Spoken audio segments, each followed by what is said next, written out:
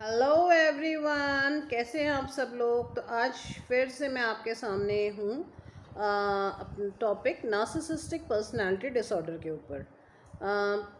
आगे बढ़ने से पहले आप लोगों से रिक्वेस्ट करूँगी, हमेशा की तरह प्लीज़ मेरे चैनल को सब्सक्राइब करें, शेयर करें कुछ लोगों के साथ। मेरे चैनल पे आपको नार्सिसिस्टिक पर्सनालिटी डिसऑर्डर के ऊपर और भी तरह के जो भी टॉक्सिक आपके रिलेशनशिप्स होते हैं इन जनरल, उनके ऊपर मैं बात करती हूँ और किस तरीके से हम उनसे डील कर सकते हैं, इस चीज़ पे मेरा डिस्कशन रहता है।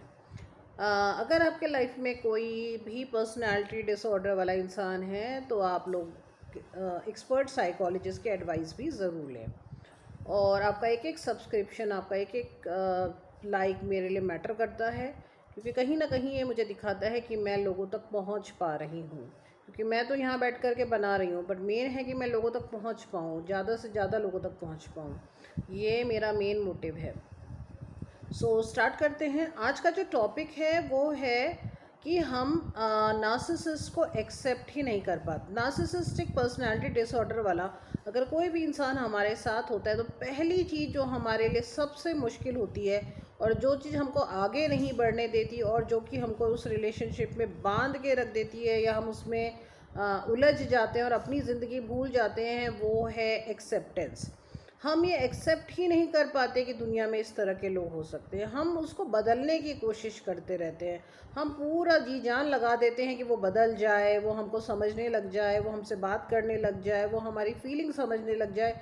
उसने हमको परेशान कर दिया, ये बात उसके समझ में आ जाए और हम इसमें पूरी की पूरी ज़िंदगी निकाल देते हैं। कई बार बहुत आगे जाके समझ में आता है कि ये लोग नहीं बदल पाते।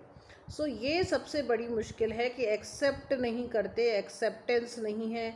एक्सेप्टेंस होनी बहुत ज़रूरी है। अगर एक्सेप्टेंस नहीं होगी तो फिर बहुत मुश्किल है कि आप जो है उस पर्सनालिटी डिसऑर्डर वाले इंसान के साथ अपनी लाइफ सरवाइव कर पाए। अगर आपने उसे छोड़ भी दिया तो कई बार छोड़ने के बाद भी लोग पोस्ट ट्रॉमेटिक स्ट्रेस डिसऑर्डर के शिकार हो जाते हैं, या फिर वो पीछे पास्ट में जा करके उसके बारे में याद करते रहते हैं, रोते हैं, डिप्रेशन हो जाता है, तो ये सब चीज़ें हो जाती हैं। एक ये बहुत ज़रूरी है कि एक्सेप्ट करें। एक्सेप्ट करना बहुत ज़रूरी है ज़िंदगी में। हर चीज़ देखिए हमको एक्सेप्ट तो करनी ही पड़ती है, जो भी जैसा चल रहा है या तो एक्सेप्ट करें और एक्सेप्ट करके उसको रखना है रखें, छोड़ना है छोड़ें। हम एक बात बोलते हैं, acceptance is the key. Accept करना ये एक बहुत ज़रूरी बात है। एक्सेप्टेंस जो है ना वो की है इस चीज़ की, कि इस चीज़ को हम डील कर पाएँ। ये एक्सेप्टेंस होनी बहुत ज़रूरी है। अब क्यों नहीं हम एक्सेप्ट कर पाते? क्योंकि कहीं ना कहीं पर्सनालिटी डिसऑर्डर के ऊपर अवेयरनेस बहुत कम है। हमने ये चीज़ बहुत सुनी नहीं है, ये हमारे लिए बिल्कुल नया एक्सपीरियंस होता है। हम लोगों से बात शेयर करते हैं, उनकी ज़िंदगी का अनुभव नहीं होता, वो हमको अजीब अजीब सी बातें समझाना शुरू कर देते हैं। हम लोगों की ज़िंदगी में देखते हैं सब सही चल रहा है, हमारा ही गड़बड़ चल रहा है, वो हम एक्सेप्ट, हमको प्रॉब्लम आती है। तो एक्सेप्ट ना हो पाने का बहुत सारे कारण है। हम एक एम्पैथ होते हैं, हमें लगता है सारे इंसान ऐसे ही होते हैं। हम जब किसी को परेशान नहीं कर रहे, जब हम किसी को हर्ट नहीं कर रहे, तो कोई इंसान कैसे हर्ट कर सकता है? ये शायद इससे गलती से हर्ट हो गया, इसको मैं समझाऊँ तो और वो समझाने में 20 साल, 25 साल, 10 साल, इतने इतने साल लग जाते हैं। हर्ट, वो हम सोचते हैं वो समझा दे उसे, बस समझा दे उसे किसी तरह। अरे भाई वो नहीं समझ सकने की स्थिति में है, ये बात तो समझनी पड़ेगी ना। अच्छा, कई लोगों ने मुझे कमेंट किया है कि क्या मैं किसी ने मुझे कमेंट किया था कि मैं शायद कुछ उम्र हो गई है मेरी 40 के आसपास, क्या मैं आगे लाइफ किस तरीके से काटूं? भाई बिल्कुल आप लाइफ काट सकते हैं, आप खुश रहिए। 40 तो बहुत कम उम्र है। मैं लोगों की कमेंट पढ़ती हूँ, 80-80 साल में जाके लोगों को समझ में आ रही हैं चीज़ें, 70-70 साल में समझ में आ रही है। अभी मैंने कुछ दिन पहले ही कहीं पे कमेंट पढ़ा था, 80 ईयर्स की थी कोई, और वो ये लिख रही थी कि अब मैं आगे अपनी लाइफ को कैसे काटूं ये मैं डिसाइड कर रही हूँ। आप तो बहुत यंग हैं, लाइफ पूरी आपके सामने, बहुत जल्दी आपने समझ लिया है। अगर जो भी एक्सेप्ट करना पड़ेगा इस बात को, और आगे बढ़िए, खुश रहिए। बहुत ज़रूरी है खुश रहना। एक्सेप्ट करना, एक्सेप्ट करिए, ठीक है, जितना समय कटा आगे का दिन 1 घंटा, हर चीज़ क्षण आपके हाथ में है।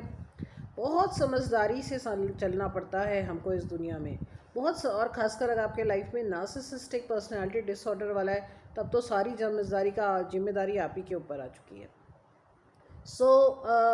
ये आपको समझना पड़ेगा भाई, सामने वाला समझने के योग्य ही नहीं है। सामने वाला को तो डिसऑर्डर में रखा गया है, पर्सनालिटी डिसऑर्डर हो गया है उसको। जीन्स भी जिम्मेदार हैं इसके, एनवायरनमेंट भी जिम्मेदार है। आप क्या करेंगे? कई बार हो सकता है जीन्स ने अपना असर दिखाया, हो सकता है एनवायरनमेंट ने अपना असर दिखाया। असर किसने दिखाया है, क्या हुआ है, आप कितना पीछे जाएंगे, कितना पता करेंगे? पता भी चल गया तो आपके साथ तो वो कर चुका है ना। तो ये समझना बहुत ज़रूरी है कि हम उसे एक्सेप्ट करें, जितनी जल्दी एक्सेप्ट करें। दुनिया है, दुनिया में सब तरह के लोग होते हैं, अच्छे भी होते हैं, बुरे भी होते हैं, बहुत बुरे भी होते हैं। हमें एक्सेप्ट करना पड़ेगा कि कुछ बुरे लोगों के साथ हम फंस चुके हैं, और कुछ बुरे लोग हैं जिन्हें डिसऑर्डर बोला जा रहा है।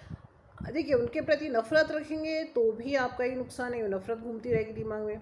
उनको बदलने की कोशिश करते रहेंगे, बदलना होगा, बदल जाएंगे। साइकोथेरेपी से कुछ लोग बहुत ज़्यादा ज़बरदस्त काउंसलिंग करनी पड़ती है, उनके सारे रिश्ते टूट जाते हैं। और वो एक ऐसी, मैंने खुद देखा है, एक लेडी, उसके साथ सबने ही लगभग उसकी नार्सिसिस्टिक पर्सनैलिटी डिसऑर्डर की वजह से बात करनी बंद कर दी, और एक स्टेज आई कि उसको ऐसा लगा कि उससे कोई भी, उसके सारी सप्लाई ख़त्म हो गई। तो उसने खुद हाथ जोड़ के बोला कि मुझे किसी काउंसलर के पास ले चलो, मुझे दिखाओ, मुझे पता नहीं क्या प्रॉब्लम है और मैं ऐसा क्यों करती हूँ। तो उसी समय काउंसलर पे ले जा कर के उससे बात करा सकते हैं, क्योंकि वो नेक्स्ट डे फिर बदल गई थी। वो नेक्स्ट डे फिर वापस अपने ही नासिस, क्योंकि फिर उसे कुछ सप्लाई मिल गई थी रात में।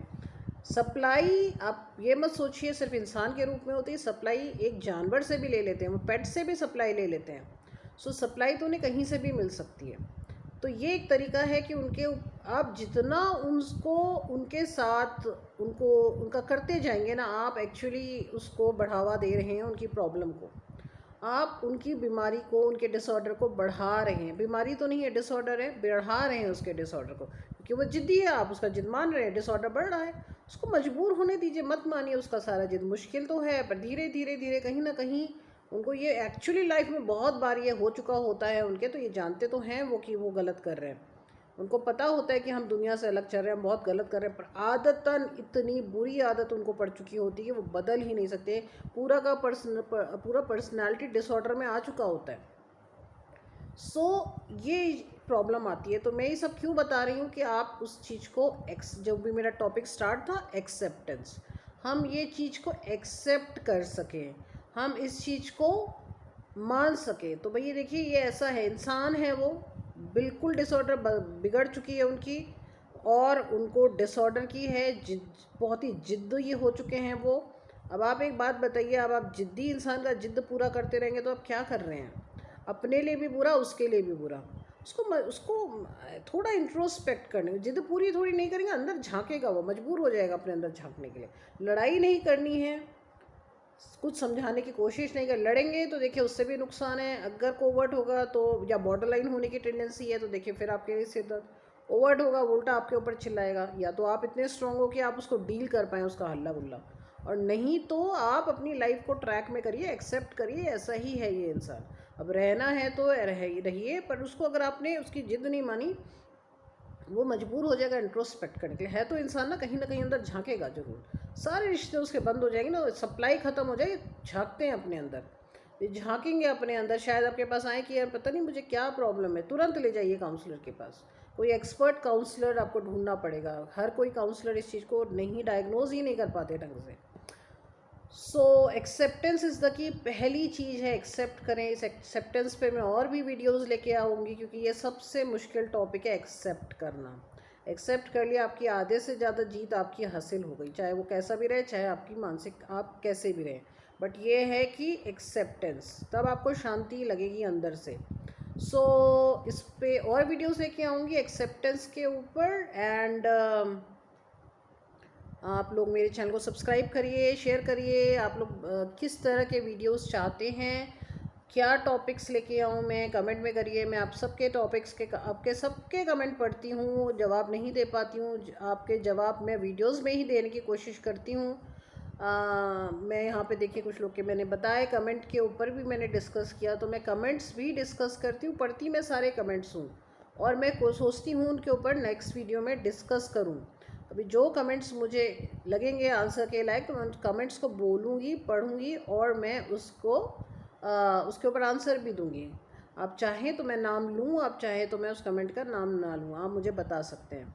सो आपके आंसर आपको इन्हीं वीडियोस में ही मिल जाएंगे, आपके वीडियोस में ही मैं आपको आंसर्स दूंगी। तो आप कमेंट कर सकते हैं क्या टॉपिक चाहते हैं, क्या आपका क्वेश्चन है, आप किस तरीके से मुझसे आंसर चाहते हैं। लाइव सेशन का भी सोच रही हूँ, आने वाले समय में लाइव सेशंस भी करेंगे। एक टाइम बांध देंगे जहाँ पे मैं आप लोग मेरे साथ कनेक्ट कर सकते हैं और हम आपके चैट के थ्रू आपको आंसर्स देने की कोशिश करूँगी। बाकी देखिए, इसका कोई वही वाली बात है, इतने साल आप लोग भी रह के देख चुके होंगे, इसका कोई आंसर नहीं है, इसका कोई उपाय नहीं है। डीलिंग ही करनी है, मैनेजमेंट ही हमें कर पाना होता है। तो मैनेजमेंट टेक्निक्स भी बताऊंगी कैसे मैनेज करें। सो अभी तक के अगली वीडियो तक के लिए बाय, और जल्दी मैं आपके लिए दूसरा वीडियो लेके आऊँगी। तब तक के लिए बाय।